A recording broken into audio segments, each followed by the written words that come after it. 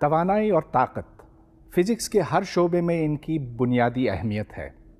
الیکٹروسٹیٹکس کے حوالے سے پچھلے لیکچر میں نے آپ کو چارجز کے بارے میں بتایا تھا کہ جب دو مثبت یا دو منفی چارجز ہوتے ہیں تو ان کے درمیان ایک قوت ہوتی ہے، ایک ریپلسو فورس ہوتی ہے، اور جب آپ ایک چارج کو دوسرے کے پاس لاتے ہیں تو آپ کو کام کرنا پڑتا ہے۔ اس کام کی وجہ سے پوٹینشیل انرجی بڑھتی ہے اس سسٹم کے اندر، چنانچہ ایک الیکٹرک پوٹینشیل کا کانسیپٹ ابھرتا ہے۔ پچھلے لیکچر میں نے الیکٹرک پوٹینشیل انرجی کی کچھ بات کی تھی، لیکن اس لیکچر میں مجھے آپ سے کچھ مزید تفصیلات ڈسکس کرنی ہیں۔ تو سب سے پہلے یہ بات آپ ذہن میں رکھیں کہ جس طرح سے ہم ایک اسپرنگ کو دباتے ہیں اور دبانے سے ایک قوت کے خلاف کام کرتے ہیں، اس کے نتیجے میں اسپرنگ میں پوٹینشیل انرجی بڑھتی ہے۔ اب یہاں اگر دو چارجز ہوں تو جب ہم ایک کو دوسرے کے قریب لاتے ہیں تو ہمیں کام کرنا پڑتا ہے، اور اس طرح سے الیکٹریکل پوٹینشیل انرجی بڑھتی ہے، اس میں اضافہ ہوتا ہے۔ اس اینیمیشن سے یہ بات اور زیادہ واضح ہوتی ہے۔ دو چارجز کو ایک دوسرے کے قریب جب لایا جاتا ہے تو اس بیچارے بندر کو کام کرنا پڑتا ہے، لیکن جب ایک چارج جو اس کے نزدیک لایا جاتا ہے بندر کے ہاتھ سے چھوٹتا ہے تو جتنا کام اس کے اوپر کیا گیا تھا وہ دوبارہ سے مل جاتا ہے۔ غرض یہ کہ اس میں کوئی انرجی ضائع نہیں ہوئی۔ So all the energy that was stored in the system has been record.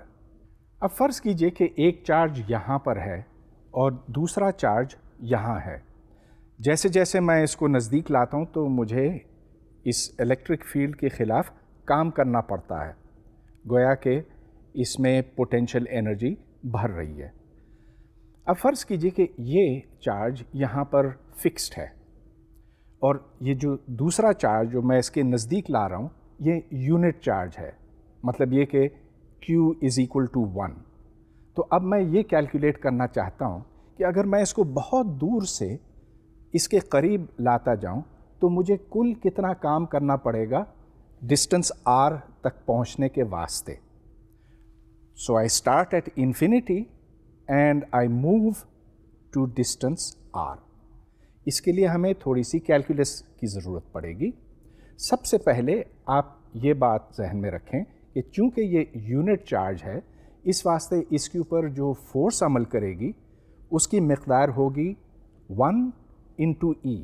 ویسے تو Q انٹو E ہوتا، E انورس اسکوائر لا سے ہم حاصل کرتے ہیں، اور اب چلیے اس کی کیلکولیشن دیکھتے ہیں۔ So the work done in bringing unit charge from infinity to r is the integral E dr from infinity to r۔ اور جیسا کہ میں آپ کو ابھی بتا چکا ہوں، یہ E dr اس واسطے ہے کہ E اس کے اوپر فورس ہے، dr وہ ڈسٹنس ہے جس کے تھرو یہ موو کرتا ہے، چنانچہ E into dr is the small amount of work done۔ اور اب ہم اس کو مختلف حصوں میں توڑیں گے۔ ظاہر ہے کہ الیکٹرک فیلڈ ڈسٹنس کے ساتھ تبدیل ہوتا ہے، چنانچہ اگر ہم اس کا ایک چھوٹا سا ٹکڑا لیں dr تو اس میں الیکٹرک فیلڈ کانسٹنٹ ہے، اور جتنا کام مجھے کرنا پڑا چارج کو موو کرنے کے واسطے اس کی مقدار ہے E into dr۔ اب ہم اس کو ایڈ کرتے چلے جائیں گے اور اس طرح سے ٹوٹل کام بنتا ہے انفینٹی ٹو r۔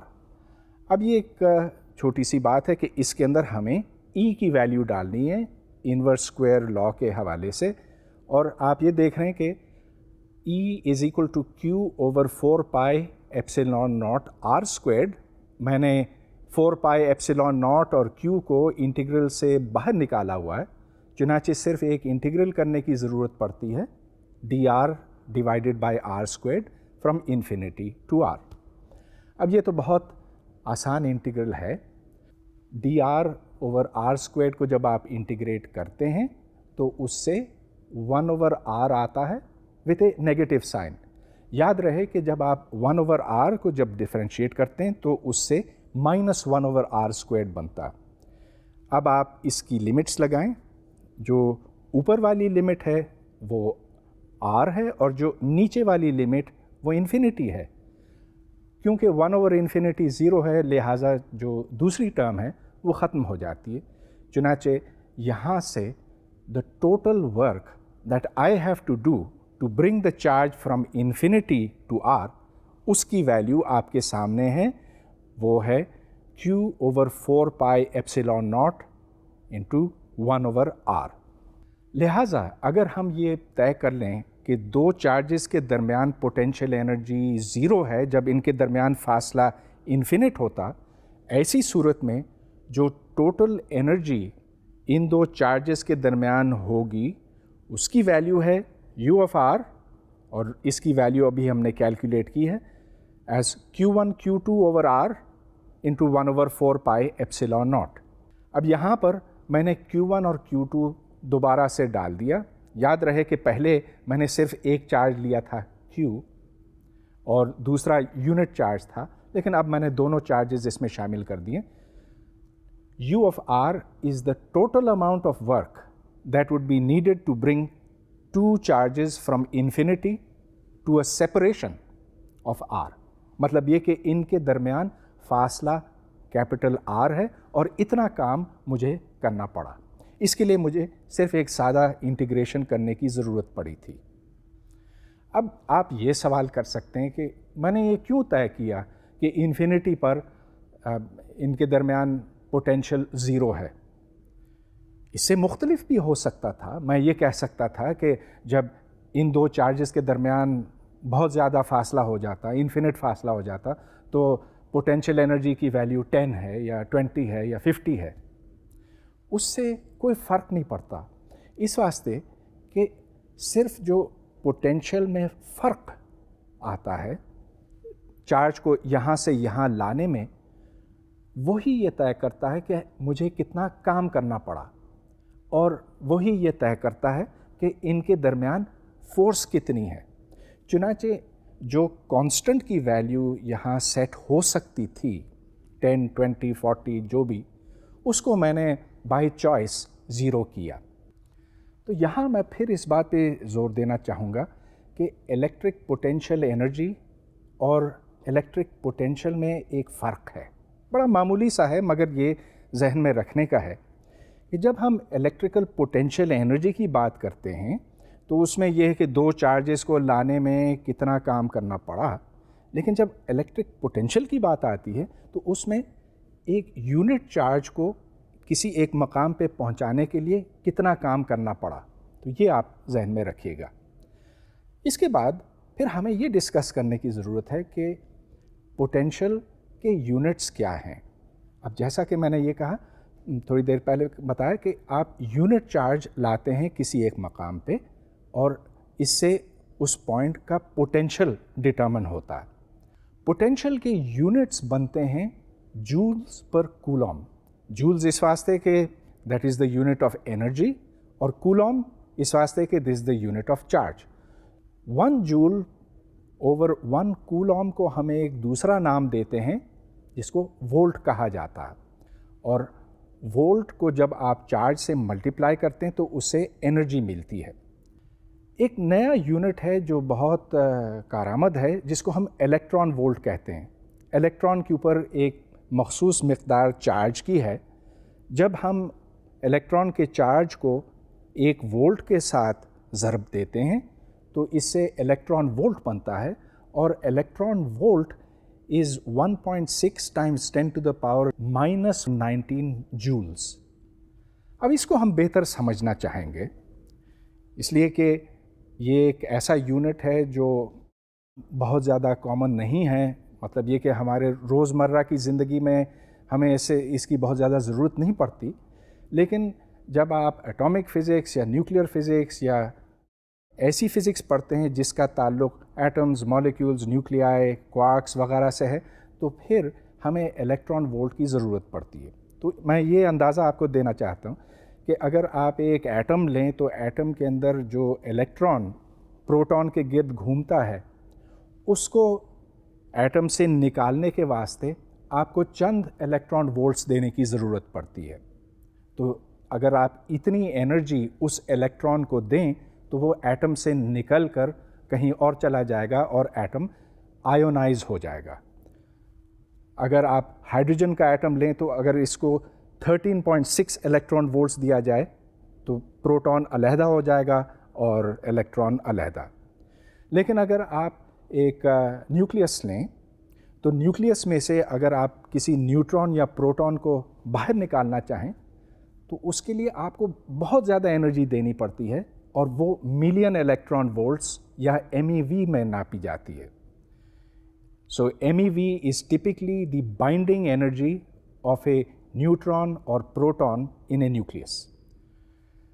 اگر آپ اس سے بھی زیادہ انرجی دیں تو پھر وہ نیوکلیس ٹکڑے ٹکڑے ہو جاتا ہے، اس کے جتنے پرزے ہیں، جتنے کمپوننٹس ہیں، ذرات ہیں، وہ بکھر جاتے ہیں. لہٰذا MeV اور اس کے بعد GeV اور پھر اس کے بعد TeV یہ سارے وہ اسکیلز ہیں جو چھوٹے سسٹمز کے لیے کارآمد ثابت ہوتے ہیں.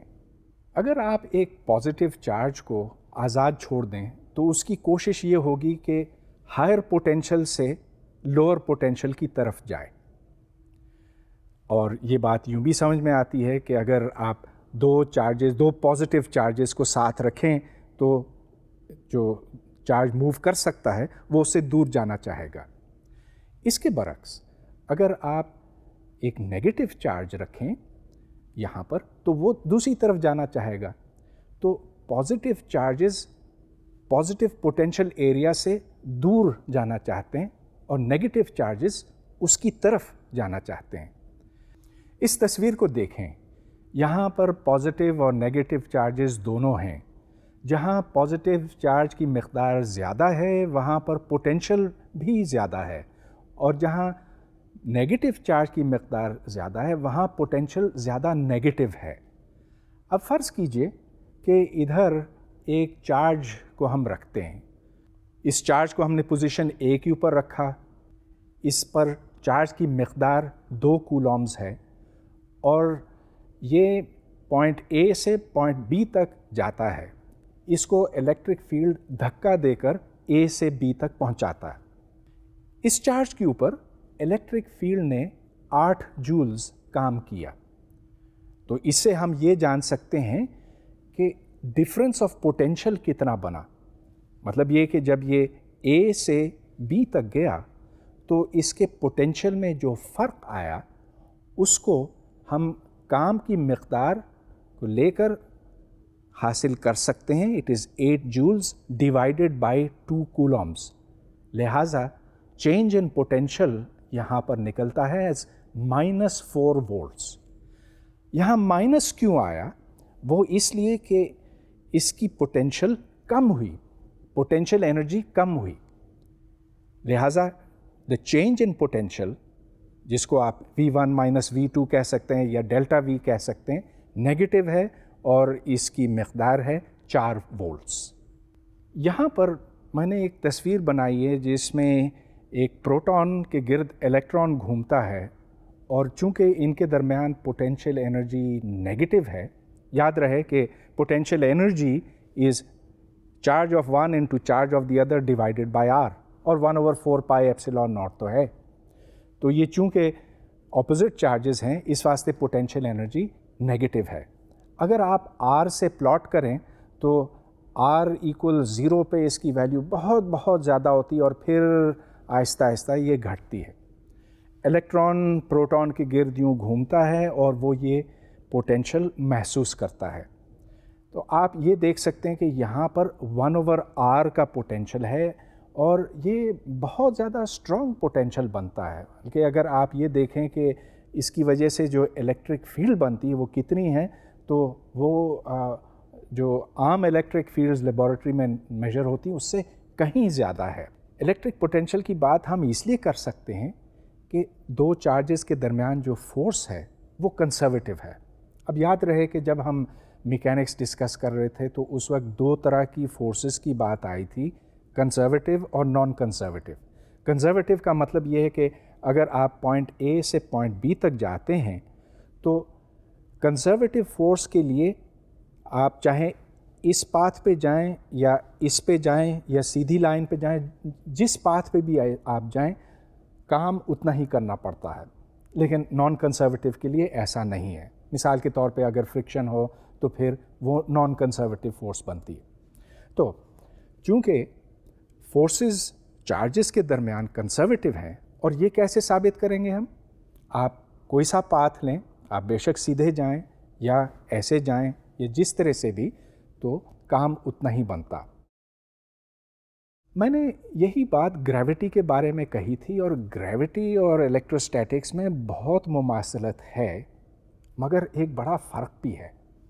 وہ فرق اس لیے ہے کہ گریوٹی ہمیشہ اٹریکٹیو ہوتی ہے، مطلب یہ کہ اگر آپ دو ماسز لیں تو وہ ہمیشہ ایک دوسرے کو اپنی طرف کھینچتے ہیں، لیکن الیکٹروسٹیٹکس میں ہاں وہ ایک دوسرے کو کھینچ بھی سکتے ہیں اور ایک دوسرے کو دور دھکیل بھی سکتے ہیں۔ لہٰذا یہ فرق بڑا اہم بنتا ہے کہ گریوٹی اور الیکٹروسٹیٹکس میں اگرچہ 1/r کا پوٹینشیل ہے، لیکن جو سائن ہے وہ مختلف ہو سکتا ہے۔ ایک اور بات پوٹینشیل سے متعلق وہ یہ کہ یہ ایک اسکیلر کوانٹٹی ہے، مطلب یہ کہ اس کا کوئی ڈائریکشن نہیں ہے۔ تو اگر آپ دو چارجز لیں، پوٹینشیل ان کے درمیان، پوٹینشیل انرجی ان کے درمیان Q1 into Q2 divided by R ہے، اور 4πε0 تو ہے ہی، لیکن اس میں کوئی ڈائریکشن نہیں ہے، تو یہ ایک بڑی کنوینئنٹ چیز بنتی ہے، اور اس کی مثال ہم تھوڑی دیر بعد دیکھیں گے۔ اس کے برعکس اگر آپ الیکٹرک فیلڈ کو دیکھیں تو الیکٹرک فیلڈ ویکٹر ہے، وہ کسی ایک سمت میں ہے، اور اس کے 3 کمپوننٹس ہیں، اور تینوں کو ہمیں علیحدہ کیلکولیٹ کرنا پڑتا۔ اب مزے کی بات یہ ہے کہ اگر پوٹینشیل آپ کو معلوم ہو تو پوٹینشیل سے آپ الیکٹرک فیلڈ کیلکولیٹ کر سکتے ہیں، اور اس کا الٹ بھی درست ہے۔ اگر آپ کو الیکٹرک فیلڈ معلوم ہو تو وہاں سے آپ پوٹینشیل کیلکولیٹ کر سکتے ہیں۔ لہٰذا یہ دونوں طرف بات صحیح ہے، from potential you can get to the electric field, from the electric field you can get to the potential. Potential اتنی کنوینئنٹ چیز ہے کہ اگر ایک نہیں، دو نہیں، سینکڑوں چارجز ہوں تو ہمیں ان کو ایڈ کرنے میں کوئی دقت نہیں ہوتی۔ جو ٹوٹل پوٹینشیل بنتا ہے that is the some of all the separate potentials. مطلب یہ کہ اگر 100 چارجز ہیں اور میں اس پوائنٹ کے اوپر پوٹینشیل کی ویلیو جاننا چاہتا ہوں تو میں اس چارج کا ایفیکٹ ادھر، اس چارج کا ایفیکٹ ادھر، اس چارج کا ایفیکٹ ادھر، ان سب کو ایڈ کر کے جان سکتا ہوں۔ لہٰذا V = V1 + V2 + V3 up till Vn، اس کو آپ سمیشن سائن میں لکھیں، اور اس طرح سے جو ٹوٹل پوٹینشیل بنتا ہے that is 1/4πε0 into sum of the charges over the distances from the point where we are measuring the potential، اور تمام چارجز کے اوپر سمیشن ہے۔ سو I goes from 1 up till n، اور یہ یاد رہے، میں پھر سے دہرا رہا ہوں کہ Ri is the distance of the charge from the point we are measuring the potential۔ اب اس کی وضاحت میں یوں کرنا چاہوں گا کہ فرض کیجئے کہ 3 چارجز ہیں، 100 نہیں، 200 نہیں، صرف 3، ادھر Q1، ادھر Q2، ادھر Q3۔ جو ٹوٹل پوٹینشیل بنتا ہے وہ ہے Q1 Q2 divided by R12 plus Q1 Q3 divided by R13 plus Q2 Q3 divided by R23۔ صرف 3 ٹرمیں بنتی ہیں اس میں۔ اب یہ آپ ذہن میں رکھیں کہ ہمیں ڈبل کاؤنٹ نہیں کرنا ہے، مطلب یہ کہ صرف یہی 3 پاسبلٹیز بنتی ہیں۔ آپ ایسے نہ کریں کہ Q2 into Q1 over R21 اس میں شامل کر دیں، وہ پھر غلط ہو جائے گا۔ لہٰذا اگر آپ کوئی سا ایک چارج دیکھیں، مثلا 1، تو اس کے اوپر 2 اور 3 کا اثر ہے، یا اگر آپ 2 دیکھیں तो 2 के ऊपर 1 और 3 का असर है। इस तरह से टोटल पोटेंशियल निकल आया 3 चार्जेस के वास्ते। लेकिन अब मैं ये लौटना चाहता हूँ 2 चार्जेस पर, क्योंकि इससे ख़ास चीज़ बनती है जिसको हम डाइपोल कहते हैं। डाइपोल में 2 चार्जेस होते हैं, Q और -Q। इनकी मकदारें बराबर हैं लेकिन साइन उलट हैं, लिहाजा जो टोटल चार्ज की मकदार बनती है वो ज़ीरो है। अगर इन 2 चार्जेस के दरमियान फासला d हो तो हम ये कहते हैं कि dipole moment charge into distance यानी कि Q इंटू d के बराबर है। डाइपोल मोमेंट की अहमियत इस वास्ते बनती है कि बहुत से मॉलिक्यूल्स हैं जिनमें चार्ज सेपरेशन होती है कुदरती तौर पे। मिसाल के तौर पर पानी का मॉलिक्यूल लीजिए H2O। H2O में थोड़ा सा ज़्यादा पॉजिटिव चार्ज इधर है बनिस्बत इधर के, तो यहाँ पॉजिटिव चार्ज है और यहाँ कुछ नेगेटिव चार्ज है। ये नहीं है कि सारे इलेक्ट्रॉन्स यहाँ जमा हैं या यहाँ जमा हैं, लेकिन थोड़ा सा जो फ़र्क है उसकी वजह से वाटर मॉलिक्यूल में डाइपोल मोमेंट पैदा होता है।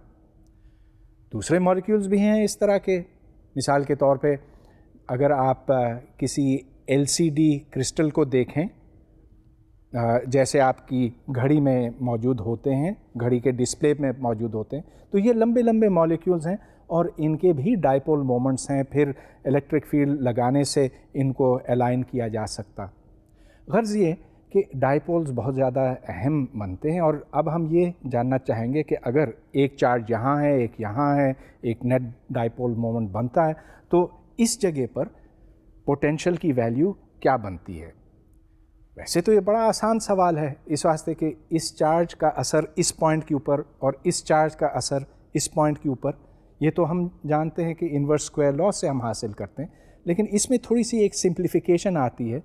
तो इसमें आप ये देखें कि इस डायग्राम में पॉइंट P के ऊपर हम पोटेंशियल कैलकुलेट करना चाहते हैं। पॉइंट P डिस्टेंस R1 पे है प्लस चार्ज से और R2 पे है माइनस चार्ज से। जो डिस्टेंस R बनता है सेंटर से, उसमें और R1 और R2 में कोई बहुत ज़्यादा फ़र्क नहीं है, इस वास्ते कि पॉइंट P को हम बहुत बहुत दूर लेंगे इन चार्जेस से।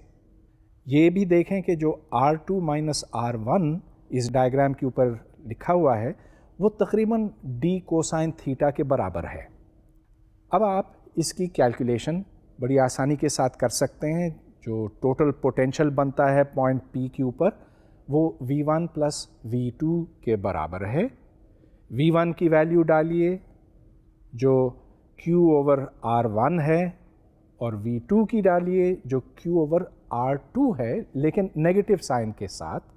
जब आप इन दोनों को ऐड करेंगे तो ये एक दूसरे से सब्ट्रैक्ट होंगे, लिहाजा जो टोटल पोटेंशियल बनता है यहाँ पे that is Q over 4 pi epsilon not into the difference of the distances divided by R1 into R2।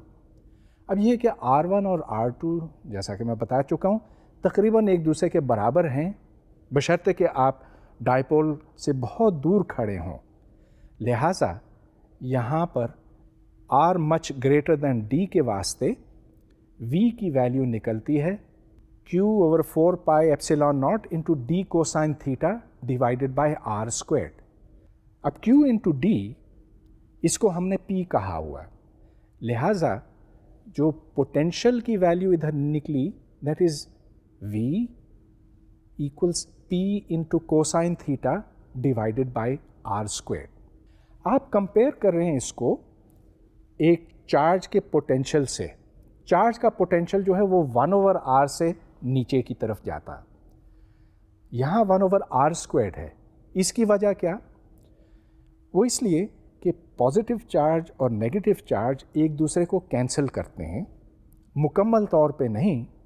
अलबत्ता अगर आप बहुत दूर जाएं तो आपको क्या दिखाई देगा कि ये प्लस और माइनस तकरीबन एक दूसरे को कैंसिल कर चुके हैं। तो डाइपोल से जो पोटेंशियल हमने कैलकुलेट किया that is proportional to cosine theta, और ये डाइपोल की पहचान है। डाइपोल्स जैसा कि मैं आपको बता चुका हूँ ایک تو مالیکیولز میں پروڈیوس ہوتے ہیں، لیکن اس کی اور جگہوں پر بھی بہت زیادہ اہمیت بنتی ہے. مثال کے طور پر آپ کے موبائل ٹیلی فون میں ایک چھوٹا سا اینٹینا ہے، اس اینٹینا سے ڈائپول ریڈیشن نکلتی ہے، وہ بھی کوسائن تھیٹا کے پروپورشنل ہے، لیکن اس کی بات میں بعد میں کروں گا. اب میں ایک اور پرابلم حل کرنا چاہتا ہوں. اس میں یہ کہ ایک رنگ ہے، چارجز کا رنگ ہے، اور ہم یہ جاننا چاہتے ہیں کہ اگر ہم بالکل اوپر یوں کھڑے ہوں تو پوٹینشیل کی ویلیو کیا ہوگی. یہ بہت آسان پرابلم اس لیے بنتا ہے کہ یہ ایک یونیفارم رنگ ہے اور اس میں ایک خاص سیمیٹری ہے، تو ایکسس جو ہے نیچے سے اوپر تک جاتا ہے اور ہم ایکسس کے اوپر کھڑے ہیں. اس ڈائیگرام کو دیکھیں. یہاں میں نے اس رنگ کو مختلف حصوں میں، چھوٹے چھوٹے حصوں میں تقسیم کیا ہے اور ہر حصے کا چارج ڈی کیو ہے. اب پوائنٹ پی زیڈ ایکسس کے اوپر ہے، اور اگر ہم پوٹینشیل کی ویلیو وہاں پر نکالیں تو اس کی مقدار بنتی ہے 1/4 pi epsilon naught into D Q divided by R squared. R squared کیا ہے؟ It is the distance from the little charge D Q to the point P. اس کی ویلیو ہم بہت آسانی سے نکال سکتے ہیں، اس لیے کہ یہ ڈسٹینس آر پہ ہے from the centre, from the origin, اور اس واسطے آر اسکویئرڈ کی ویلیو بنتی ہے square root of capital R squared plus Z squared. Z وہ اونچائی ہے جس کے اوپر وہ چارج موجود ہے. اب ان تمام ٹکڑوں کے جو مختلف کنٹریبیوشنز ہیں وہ ہمیں ایڈ کرنے ہوں گے. تو یاد رہے آپ کو کہ جب میں نے یہ کہا کہ کئی چارجز موجود ہیں، ان کا جو ٹوٹل ایفیکٹ ہے وہ آپ صرف ایڈ کر کے جان سکتے ہیں. ایڈیشن کا مطلب یہاں پر انٹیگریشن کا ہوا، اس واسطے کہ انٹیگریشن تو صرف ایڈیشن ہی ہوتی ہے. یہاں پر جو انٹیگریشن ہمیں کرنی پڑ رہی ہے that is integral D Q divided by R squared. مگر آر اسکویئرڈ ایک کانسٹنٹ بنا کیونکہ تمام ٹکڑوں کا پوائنٹ پی کے ساتھ برابر فاصلہ بنتا ہے، چنانچہ ہم آر اسکویئرڈ کو باہر نکال سکتے ہیں اور صرف انٹیگرل ڈی کیو ہی رہ جاتا ہے. انٹیگرل ڈی کیو کا کیا مطلب بنا؟ The total charge of the ring. لہٰذا یہاں سے ہم نے آنسر یہ نکالا total potential V from all the little bits of the ring is 1/4 pi epsilon naught Q divided by square root of R squared plus Z squared. اس result کو بہتر طور پہ سمجھنے کے لیے یہ فرض کیجئے کہ آر کی ویلیو زیڈ کے مقابلے میں بہت چھوٹی ہے، یا یہ سمجھیں کہ ہم بہت دور جا کر اس رنگ کو دیکھ رہے ہیں. تو ایسی صورت میں آر کو آپ نگلیکٹ کر سکتے ہیں زیڈ کے مقابلے میں، اور یہاں سے رزلٹ ایک پوائنٹ چارج کا بنتا ہے، گویا کہ the potential is Q divided by 4 pi epsilon naught into Z. Z فاصلہ بنتا ہے اس چارج سے پوائنٹ پی تک. اب اسی طرح کا میں ایک اور پرابلم سالو کرنا چاہتا ہوں جو اس سے تھوڑا سا زیادہ کمپلیکیٹڈ ہوگا. اس میں یہ کہ فرض کیجئے کہ ایک ڈسک ہے اور اس ڈسک پر چارج موجود ہے. اب میں اس ڈسک پر جو چارج رکھا اس کا ایفیکٹ دیکھنا چاہتا ہوں اس پوائنٹ پی کے اوپر. میں اس ڈسک کو مختلف حصوں میں توڑوں گا. تو یہاں پر ایک رنگ میں نے بنائی ہوئی ہے، پھر ایک اور رنگ یہاں بنا سکتا ہوں اور یہاں بنا سکتا ہوں. تو غرض یہ کہ اس ڈسک کو میں مختلف رنگز میں تقسیم کروں گا اور ہر رنگ کا جو ایفیکٹ ہے پوائنٹ پی کے اوپر وہ کیلکولیٹ کروں گا.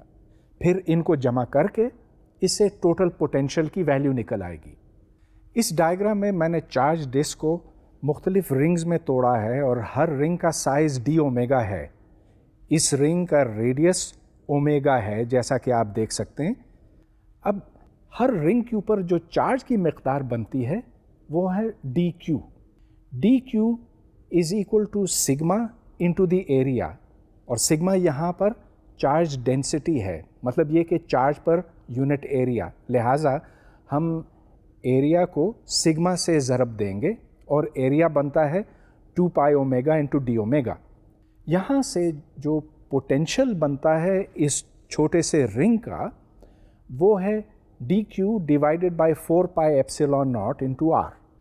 Are is the distance from the ring جہاں پر چارج موجود ہے ٹو دا پوائنٹ پی, اور آر کی ویلیو بنتی ہے square root of omega squared plus Z squared Pythagoras theorem سے. اگر آپ ٹوٹل پوٹینشیل معلوم کرنا چاہتے ہیں, مطلب یہ کہ جتنے رنگز ہیں ان تمام رنگز کا اثر پوائنٹ پی کے اوپر کیلکولیٹ کرنا چاہتے ہیں, تو پھر ان کو ایڈ کرنا ہوگا, اور ایڈ کرنے کا مطلب ہے انٹیگریٹ کرنا ہوگا. So V is equal to integral D V. تو یہاں پر انٹیگریشن ویریبل اومیگا ہے, اور اومیگا جاتا ہے سب سے چھوٹے رنگ سے جس کا ریڈیس 0 ہے. So omega is equal to 0 is the minimum, اور میکسیمم ویلیو ہے اس کی کیپٹل آر. لہٰذا یہاں سے وی کی ویلیو بنتی ہے integral 0 to R sigma over 2 epsilon naught omega square plus Z squared 1 over square root into omega D omega. اور یہ یاد رہے کہ اومیگا ڈی اومیگا آیا تھا ڈی کیو سے. اب یہاں پر ہمیں ایک انٹیگریشن کرنے کی ضرورت پڑتی ہے. یہ انٹیگرل مشکل نہیں ہے. اگر آپ کو اس کی ویلیو یاد نہیں ہے یا آپ کیلکولیٹ نہیں کر سکتے تو پھر آپ جا کر کسی ٹیبل میں دیکھ لیں. لیکن یہ ایک بہت سیدھی سادی بات ہے کہ جب ہم ایسے فنکشن کو انٹیگریٹ کرتے ہیں, مطلب یہ کہ 1 اوور اسکوائر روٹ سے, تو اس طرح کا آنسر آتا ہے. یہاں سے جو ویلیو نکلی V is equal to sigma over 2 epsilon naught square root of Z square plus R square minus Z. اس رزلٹ کو ہم مختلف لمٹس میں دیکھ سکتے ہیں. مثال کے طور پہ اگر ہم اس ڈسک سے بہت دور جائیں تو ہمیں ڈسک ایک پوائنٹ چارج ہی دکھائی دے گا. چنانچہ جو پوٹینشیل کی ویلیو بنے گی that will be the charge of the disc divided by the distance of the disc from the point, اور وہ 1 اوور 4 پائی ایپسیلون ناٹ تو ہوتا ہی ہے. اب میں ایک اور بات کی طرف آنا چاہتا ہوں. فرض کیجئے کہ الیکٹرک فیلڈ ہمیں دیا ہوا ہو, تو کیا اس سے ہم پوٹینشیل کیلکولیٹ کر سکتے ہیں؟ میں نے پہلے کہا تھا کہ ہم کر سکتے ہیں, لیکن اب ہم اس کی کچھ تفصیل دیکھنا چاہیں گے. فرض کیجئے کہ یہ یونیفارم الیکٹرک فیلڈ ہے, کانسٹنٹ ہے, کہ یہاں بھی وہی ہے جو یہاں ہے جو یہاں ہے. اور اب اس ڈائیگرام سے ہم یہ دیکھ رہے ہیں کہ اگر ایک چارج بی کو اے تک پہنچایا جائے تو ہمیں کام کرنا پڑتا ہے الیکٹرک فیلڈ کے خلاف. یہاں پر الیکٹرک فیلڈ اس چارج کو نیچے دھکا دے رہا ہے. اس واسطے الیکٹرک فیلڈ نے جو کام کیا اس چارج کے اوپر وہ ہے فورس انٹو ڈسٹنس. فورس یہاں پر Q ناٹ انٹو ای ہے, اور distance L is the distance between B and A. لہٰذا اس الیکٹرک فیلڈ نے چارج کو دھکا دیا, اس کے اوپر کام کیا, اور WAB that is the amount of work done on the charge to make it go from B to A is equal to Q naught E into L. یہاں سے جو پوٹینشیل میں فرق آیا وہ ظاہر ہے کہ E انٹو L ہے, کیونکہ potential is the potential energy divided by the value of the charge. تو ہم نے Q ناٹ سے کیونکہ ڈیوائڈ کر لیا, اس واسطے جو پوٹینشیل ڈفرنس بنا that is just the electric field into the distance. تو یہ یاد رکھیے کہ اگر یونیفارم الیکٹرک فیلڈ ہو تو the potential is just the electric field into the distance. Potential function of position ہوتا, مطلب یہ کہ پوٹینشیل یہاں کچھ ہے, یہاں کچھ اور ہے, یہاں اس سے مختلف ہے. لیکن جہاں جہاں پوٹینشیل کی ویلیو برابر ہوتی ہے, اگر ہم ان پوائنٹس کو جوڑیں تو اس سے ایک سرفیس بنتا ہے جس کو ہم ایکوی پوٹینشیل سرفیس کہتے ہیں. مطلب یہ کہ فرض کیجئے کہ یہ کوئی سرفیس ہے, یہ میز کی سطح ہو سکتی ہے, اس صورت میں یہ چپٹا ہے, فلیٹ ہے, یا ہم کسی گیند کے اوپر کھڑے ہو سکتے ہیں تو اس صورت میں وہ ایک اسفیریکل سرفیس ہے. اگر اس سرفیس کے اوپر ہر پوائنٹ پہ پوٹینشیل کی ویلیو برابر ہو تو پھر وہ سرفیس ایکوی پوٹینشیل سرفیس کہلاتا ہے۔ اب اس کی میں بہت سی مثالیں دے سکتا ہوں۔ فرض کیجئے کہ یہ دو پلیٹیں ہیں، اس پر پازیٹیو چارج ہے، اس پہ نیگیٹو چارج ہے، ان کے درمیان لائنز آف الیکٹرک فورس ہیں۔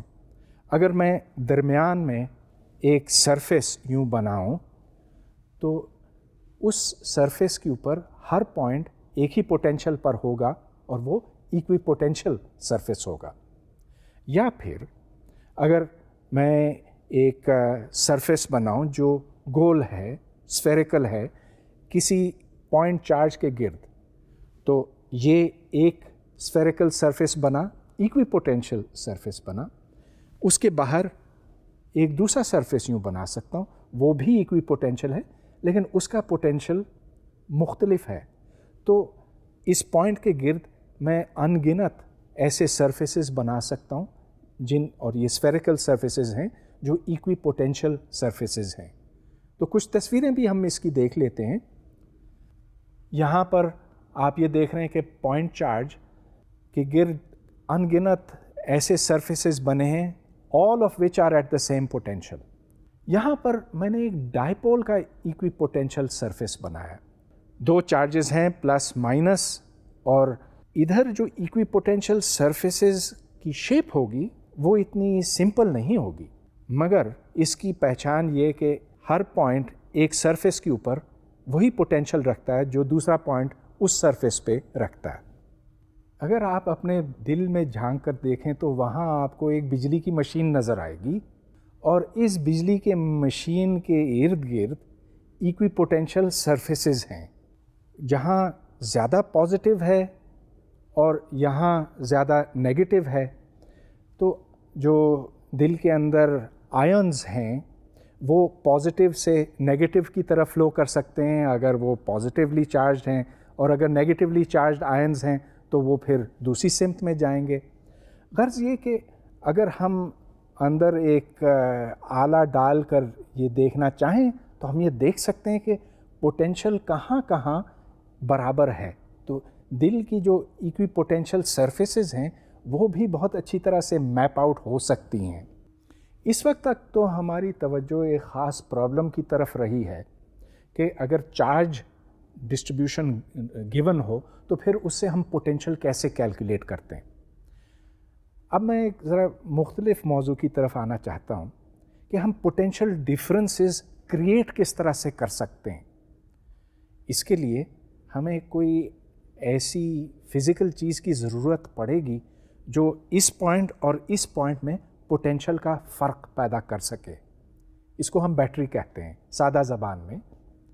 یہاں آپ دیکھ رہے ہیں میں نے کئی قسم کی بیٹریز آپ کے سامنے رکھی ہیں، کچھ چھوٹی کچھ بڑی۔ یہ چھوٹی بیٹری 1.5 وولٹ کا پوٹینشیل ڈفرینس پیدا کر سکتی ہے، یہ 9 وولٹ کا فرق پیدا کرتی ہے اس پوائنٹ اور اس پوائنٹ میں، اور یہ بھی مختلف بیٹریاں ہیں۔ اب یہ مثال کے طور پہ ایک 6 وولٹ کی بیٹری ہے، اور اس کو میں یوں چیک کر سکتا ہوں کہ یہاں ایک وولٹ میٹر رکھا ہے میں نے، یہ آپ دیکھ لیجئے کہ کتنی وولٹیج ہے۔ یہ بیٹری اس سے تھوڑی سی بڑی ہے لیکن یہ بھی تقریباً اتنی ہی پوٹینشیل ڈفرینس پیدا کرتی ہے۔ یہاں پر کئی بیٹریاں آپس میں جڑی ہوئی ہیں ان سیریز، تو اگر یہ 1.5 وولٹ کی ہے، یہ بھی 1.5 کی، ایک دوسرے کے پوٹینشیل ڈفرینس میں اضافہ کرتی ہے، اور اس سے جو ٹوٹل پوٹینشیل ڈفرینس بنتا ہے یہ گن لیجئے 3 6 9 12 15، تو 15 ضرب 1.5 یہ اتنے وولٹس کی بیٹری بنتی ہے۔ اب یہ پوٹینشیل ڈفرینس پیدا کس طرح سے ہوتا ہے ایک بیٹری میں، اس کے لیے ایک کیمیاوی عمل سمجھنے کی ہمیں ضرورت پڑتی ہے۔ یہاں دیکھیے کہ ایک سلفیورک ایسڈ کے بیکر میں کاربن الیکٹروڈ اور زنک الیکٹروڈ دونوں رکھے گئے ہیں۔ اب کاربن الیکٹروڈ سے الیکٹرانز ہٹ کے نکل کر زنک کی طرف جاتے ہیں، اور اس واسطے جو کاربن الیکٹروڈ ہے وہ پازیٹیو ہو جاتا ہے، زنک نیگیٹو ہوتا۔ یہ عمل اس لیے پیدا ہوتا ہے کہ کاربن اور زنک میں الیکٹرانز اٹریکٹ کرنے کی صلاحیتیں مختلف ہیں، اور سلفیورک ایسڈ وہ ذریعہ فراہم کرتا ہے جس سے آئنز ایک سے دوسری کی طرف جا سکیں۔ تو یہاں پر کیمیکل انرجی استعمال ہوتی ہے پوٹینشیل ڈفرنس پیدا کرنے کے واسطے۔ اب اس پوٹینشیل ڈفرنس سے ہم بجلی کا کرنٹ پروڈیوس کر سکتے ہیں اور اس طرح سے انرجی حاصل کر سکتے ہیں۔ تو یہاں ایک بیٹری میں کیمیائی عمل کے ذریعے سے پوٹینشیل میں فرق پیدا ہوتا ہے اور اس سے پھر ہم انرجی حاصل کر سکتے ہیں، لیکن پوٹینشیل ڈفرنس بہت مختلف طریقوں سے پیدا ہو سکتا ہے۔ مثال کے طور پہ ہم وین ڈی گراف ایکسیلریٹر میں میکینیکل انرجی استعمال کرتے ہیں۔ تو اس ایکسیلریٹر میں یوں ہوتا کہ ہم چارج ایک بیلٹ کے اوپر پہنچاتے ہیں، تو چارج کا ٹکڑا یہاں سے بیلٹ کے اوپر ڈالا اور بیلٹ پھر اس کو اوپر لے کر جاتا ہے۔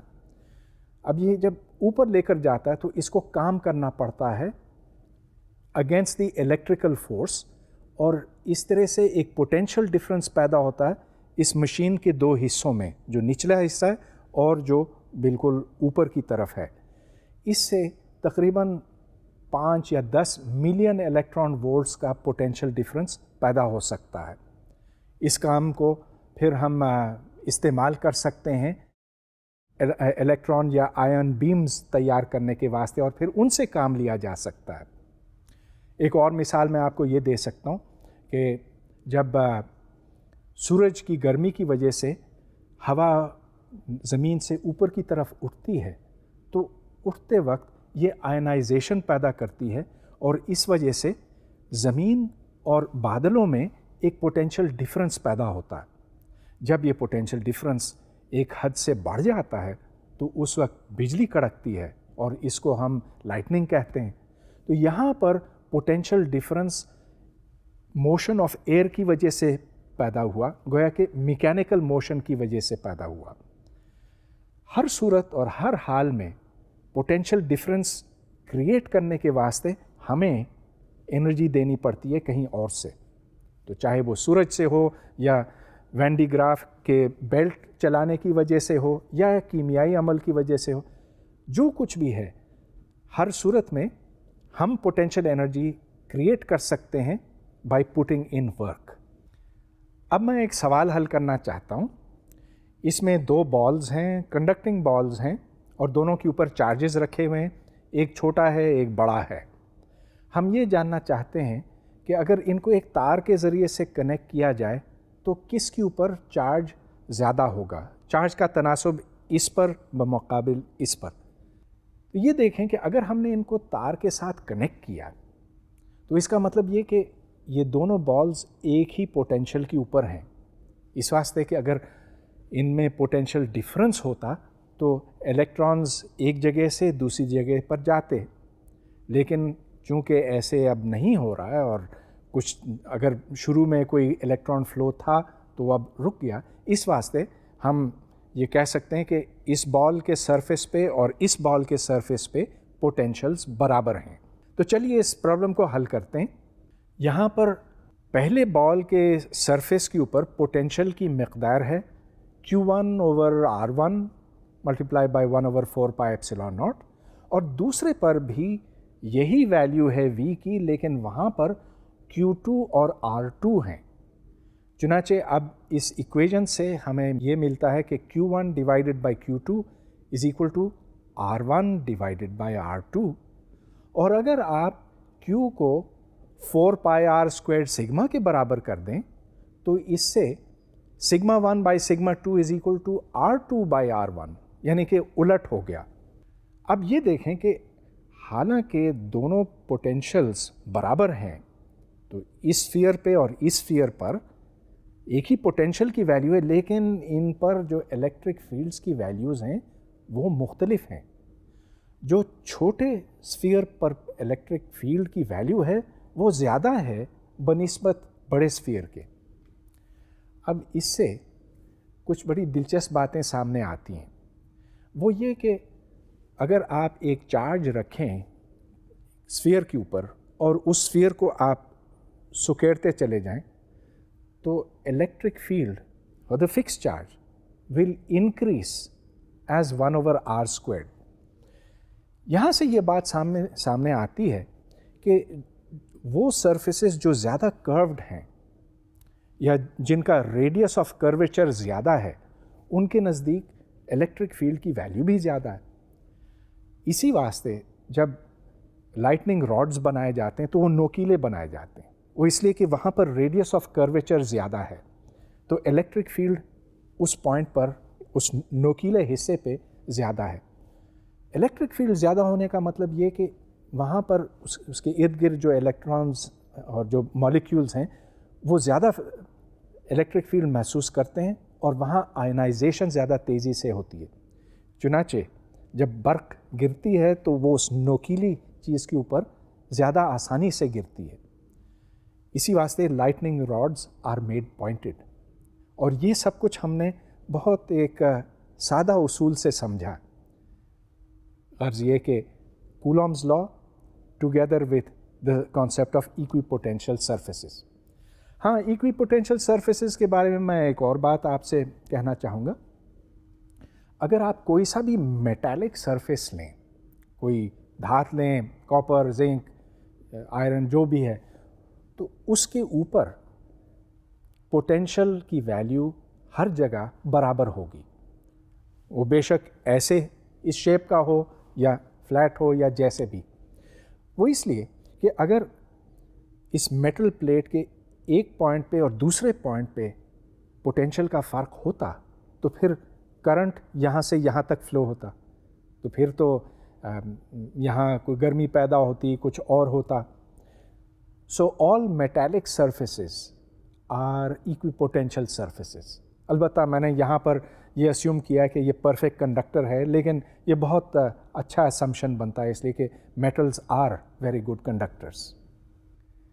اس لیکچر میں ہم نے الیکٹرک پوٹینشیل اور الیکٹرک فیلڈ کے اوپر غور کیا اور یہ دیکھا کہ الیکٹریکل پوٹینشیل انرجی اور الیکٹریکل پوٹینشیل دراصل ایک ہی چیزیں ہیں، لیکن electric potential is the electrical potential energy per unit charge.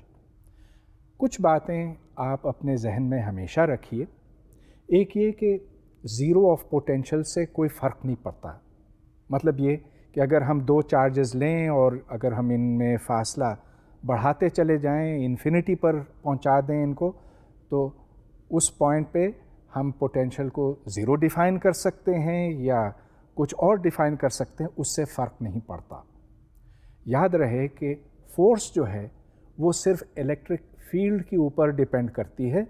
Force is equal to Q into E, اور ای ہم پوٹینشیل سے حاصل کرتے ہیں by taking differences of potential. لہٰذا اگر ہم نے زیرو آف پوٹینشیل کو کچھ اور ڈیفائن کیا ہوتا تو فورس کے اوپر کوئی فرق نہیں پڑتا. الیکٹرک فیلڈ کے بارے میں بہت کچھ اور بتانے کو ہے، مگر آخر میں صرف ایک سوال آپ کے ذہن میں چھوڑنا چاہتا ہوں. کیا الیکٹرک فیلڈ کی کوئی میکسیمم پاسبل ویلیو بھی ہو سکتی ہے؟ اب یہ دیکھیں کہ اگر ہم دو پلیٹس لیں اور ان کے درمیان پوٹینشیل ہم بڑھاتے چلے جائیں تو الیکٹرک فیلڈ کی ویلیو بھی بڑھتی چلی جائے گی. اور یاد رہے کہ اس لیکچر کے دوران میں نے ایک فارمولا بھی ڈیرائیو کیا تھا کہ the electric field E is equal to V, the potential difference between the plates, divided by the distance between the plates, D. تو اگر ہم D کو کم کر دیں یا V کو بڑھا دیں تو الیکٹرک فیلڈ کی ویلیو ہم پھر اپنی مرضی سے بڑھا سکتے ہیں. سوال یہ ہے کہ کیا الیکٹرک فیلڈ کی کوئی میکسیمم پاسبل ویلیو ہو سکتی ہے؟ ہاں، ایک لحاظ سے تو آپ اس کو بڑھاتے چلے جائیں ڈی کو کم کر کے، لیکن جب آپ اس کو بڑھاتے ہیں تو اس کے درمیان جو ہوا ہے یا جو بھی مٹیریل ہے وہ پولرائز ہونے لگتی ہے اور اس سے پھر آئنائزیشن پیدا ہوتی ہے. لہٰذا ایک بجلی کا اسپارک جیسا ایک چنگاری ایک پلیٹ سے دوسری پلیٹ تک جاتی ہے اور اس کو ہم بریک ڈاؤن کہتے ہیں. تو ہوا میں یا کسی مٹیریل میں الیکٹرک فیلڈ کی میکسیمم ویلیو ہوتی ہے. اصل میں ویکیوم میں بھی ایک میکسیمم ویلیو ہوتی ہے الیکٹرک فیلڈ کی. میں اس کی تفصیلات میں نہیں جا سکتا، لیکن شاید پھر کبھی مجھے موقع ملے گا آپ کو یہ بتانے کا کہ خالی ویکیوم، خلا جس کو ہم کہتے ہیں، وہ دراصل مکمل طور پر خالی نہیں ہے. مگر میں اس بات کو مزید آگے نہیں بڑھانا چاہوں گا، اس لیے کہ اس لیکچر کا وقت اب ختم ہوا چاہتا ہے.